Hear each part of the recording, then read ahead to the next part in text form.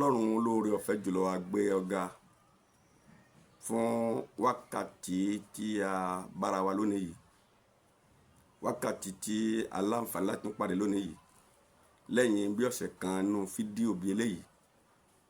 Agbẹ́yìnga tí a ń kíyèsí àwọn àkókò náà bí a ṣe kọ́ wa wípé kí a máa gbára níyànjú nínú sáàmù àtòrìyìn títí ọjọ́ náà fi dé. Ǹjẹ́ àkókò náà dé Olúwa? Gẹ́gẹ́ bí àdúrà Jésù nínú Jọ́ọ̀nù 17, ó ní ṣe ara rẹ lógo torí pé ọmọ ti ṣe ọ́ lógo.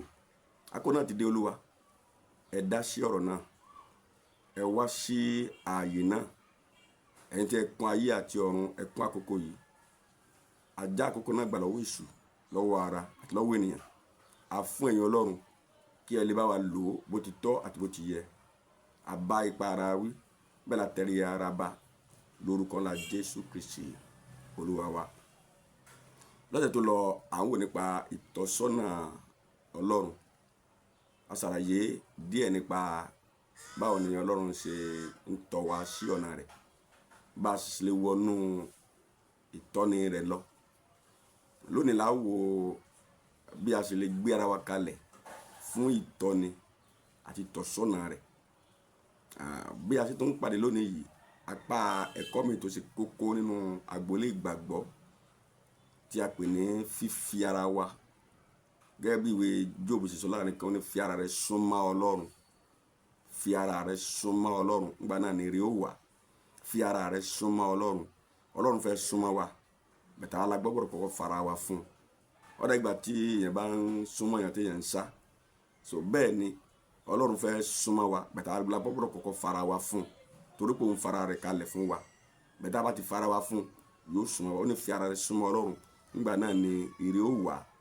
Ẹnì kọ̀ọ̀kan wa ló ní ète pàtàkì ìbáwáyé tí a ti hun sínú ìgbé ayé wa nígbà ìbí. Yẹ wa sọ pé torí ọ̀nà tá a gbà bí wa, bóyá Yorùbá là wa, bóyá Ìgùn là wa, bóyá Gàtú, bóyá obìnrin tàbí ọkùnrin, irú ẹ̀yà tí a lè jẹ́, òyìnbó, aláwọ̀ dúdú tàbí aláwọ̀ funfun, ó ti gbé ètò yẹn kalẹ̀ nínú bó ṣe dá wa. Ibi tí a ti bí wa kọ́ ni kò mátà, orúkọ tá à ń jẹ́ kò mátà, ṣùgbọ́n tó fi dá wa yẹn ó ti dá sínú ìgbé ayé wa. Àwa la kàn láti wọnú ètò náà lọ, ṣùgbọ́n kó tó di pé bá wọnú ètò náà lọ, àbọ̀rọ̀ kọ́ mọ̀ pé ó ní ètò fún wa. Ọlọ́run ní ète fún wa. Ṣé gbogbo èèyàn ló mọ̀ sá pé Ọlọ́run ní ètò fún? Tó bá pé gbogbo èèyàn ló mọ̀, bẹ́ẹ̀ kí gbogbo èèyàn ló wọnú ètò yẹn lọ fún. Lórí ètò Ọlọ́run ni pé ká wá sáyé, ká gba Jésù gẹ́gẹ́ bí Olúwa àti olùgbàlà wa, ká gbé ayé ṣe rere, àwọn kan dáadáa tí ẹ máa ń ṣe inú ayé, ká lè dé ìjọba Ọlọ́run, ká fi ṣe rere jẹ́. Nínú gbogbo àwọn ètò rere tí Ọlọ́run gbé kalẹ̀ fún ènìyàn, ọ̀pọ̀lọpọ̀ rẹ̀ kọ́ ni a ti rí gẹ́gẹ́ bí ètò rẹ̀ fún wa.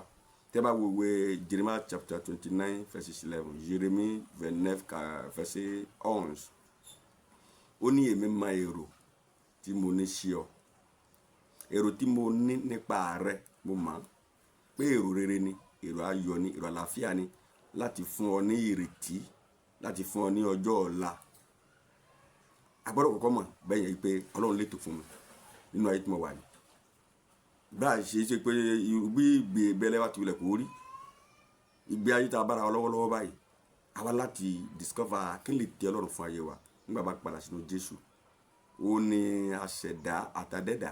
Nígbà tá a bá padà sínú rẹ̀, yóò tún àyànmọ́ tó ti bàjẹ́, tó ti fọ́, amọ̀kòkò ni. Tá a bá gbá ayé wa ṣọ́wọ́ rẹ̀ gẹ́gẹ́ bí amọ̀kòkò, a tún ayé yẹn mọ́, a tún ayé yẹn rọ, sí tó wù, sí tó fẹ́. Bí kò ṣe lè pa amọ̀kòkò láyà, bí àyà amọ̀kòkò ṣe lè já nígbà tí kòkò bá fọ́ lọ́wọ́ rẹ̀, báyà lọ́wọ́ rẹ̀ àbí lọ́wọ́ àwọn tí ó rà àbí tó kó sí, àyà rẹ̀ lè já. Bẹ́ẹ̀ làyà Ọlọ́run lè já nítorí pé ayé yẹn ti bàjẹ́ débì kan, àbí àyànmọ́ yẹn ti bàjẹ́ débì kan. Tí a bá gbélé lọ́wọ́, yóò tún àyànmọ́ yẹn hun, yóò tún àyànmọ́ yẹn ṣe, yóò tún àyànmọ́ yẹn tò, á dẹ̀ wá gbé kalẹ̀ gẹ́gẹ́ bí ètò rẹ̀. Ọlọ́run ní ète, ó ní ètò fún ayé rẹ̀. Ètò ti gbẹ́nú ẹ̀jẹ̀ wa, ń bẹ́nú ìbí wa. Bàbá tí wàá kọ́kọ́ dá ètò yẹn mọ̀, ó gangan ni ọ̀nà àkọ́kọ́ àbáyọ láti mú ète àti àyànmọ́ ìgbé ayé rere àti dáadáa wá ṣe láti mú ṣẹ. Nínú rẹ̀ náà ni ìrètí àti ọjọ́ ọ̀la wà. Tí a bá lè yàn lọ́la nínú ètò Ọlọ́run fún ayé wa ni ìyẹn wà.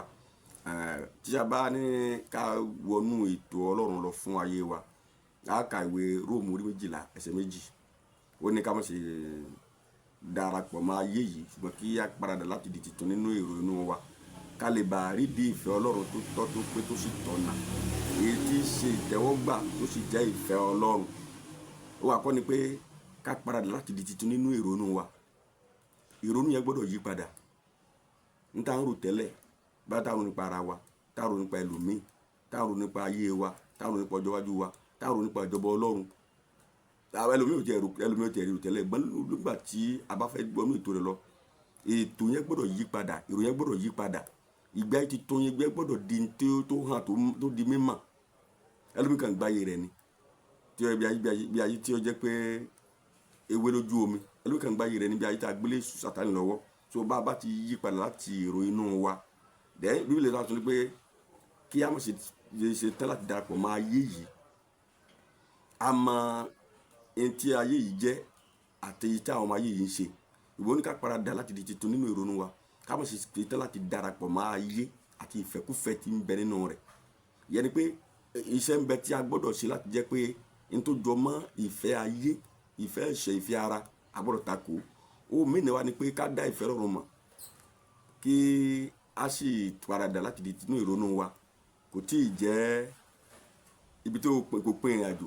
A gbọ́dọ̀ rí pé ìgbọràn fún ìtọ́ni, fún ètò rẹ̀ fún ayé wa. Ìwé Jákọ́bù orí 1 ẹsẹ̀ 22, James 1:22, Jacques 1:22, Jákọ́bù orí 1 ẹsẹ̀ 22. Ó ní kí ṣe olùgbọ́ ládàláre bí ó ṣe olùṣe. Kí ṣe olùgbọ́ ẹ ti ń gbọ́ tọ́kàn gbọ́. Àwọn Yorùbá ń pè ní àgbọ́ya. Ẹ ti ń gbọ́ tí ò fi ṣíṣe alágbọ̀ya ni. Àwọn kọ́ ládàláre bí ó ṣe àwọn tó ń gbọ́ tí ń ṣe àwọn ládàláre. So ó sì ṣiṣẹ́ lórí ọ̀rọ̀ yẹn, ìgbésẹ̀ lórí ọ̀rọ̀ yẹn, gẹ́gẹ́ bí Jákọ́bù ti sọ fún wa nínú orí 2 ẹsẹ̀ 24. Ó ní so Jákọ́bù sọ fún wa pé ìgbàgbọ́ láti ṣiṣẹ́ olókù ni nínú ara. James chapter 2 verse 26. Gbígbàgbọ́ bá wà, mo lo onígbàgbọ́, iṣẹ́ rẹ̀ dà. Ó tún ṣàlàyé púpọ̀ nínú rẹ̀ pé bá lo onígbàgbọ́, iṣẹ́ rẹ̀ hàn mí. Èmi sì lè fi ìgbàgbọ́, èmi sì lè fi iṣẹ́ mi hàn pẹ̀lú ìgbàgbọ́. Tó bá lo iṣẹ́ láàyè, ìgbàgbọ́ láàyè, bá múlẹ̀ kọ̀ọ̀kan kò lè pé bó o ti níṣẹ́ jẹ́ gbàgbọ́ wà, bó o ti nígbàgbọ́ jẹ́ ó wọ̀ bẹ̀.